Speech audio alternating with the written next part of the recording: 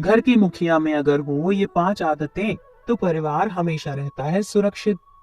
दोस्तों, परिवार को एक डोर में बांधे रखने में घर के मुखिया की बहुत अहम भूमिका होती है। परिवार में मुखिया का पद सबसे महत्वपूर्ण होता है, क्योंकि उसका एक फैसला पूरे परिवार का भविष्य बना भी सकता है और बिगाड़ भी सकता है। घर के मुखिया में अगर ये 5 आदतें हों, तो उसके परिवार पर कोई आंच भी नहीं आ सकती। नंबर 1, परिवार के सभी सदस्यों से अच्छे संबंध। परिवार के मुखिया को अपने भाइयों और बाकी सदस्यों से अच्छे संबंध बनाकर रखना चाहिए। भाइयों के बीच अगर आपसी भाईचारा हो तो पूरा परिवार एक दूसरे की ताकत बन जाता है। लेकिन अगर घर के मुखिया के संबंध भाइयों से अच्छे ना हुए तो परिवार में झगड़ा और क्लेश होने लगता है और दूसरे लोग इन स्थितियों का लाभ उठाते हैं। नंबर 2, अपने निर्णय पर डटे रहना। परिवार का मुखिया लाइन में खड़े पहले व्यक्ति की तरह होता है।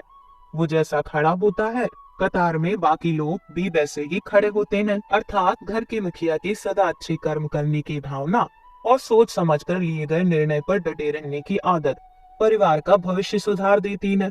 परिवार के सदस्यों में अनुशासन बनाए रखने के लिए घर के मुखिया का अपने फैसलों पर अडिग रहना जरूरी है। नंबर 3, पैसों का मैनेजमेंट।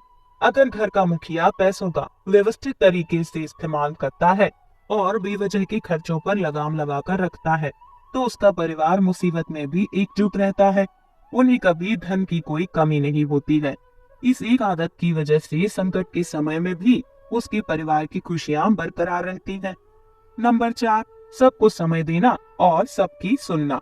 परिवार की मुखिया पर बड़ी जिम्मेदारियां होती हैं, जिनमें वो व्यस्त रहता है, लेकिन व्यस्तता चाहे कितनी भी हो, अपने परिवार को समय जरूर देता है और उनके मन की बातों को सुनता है।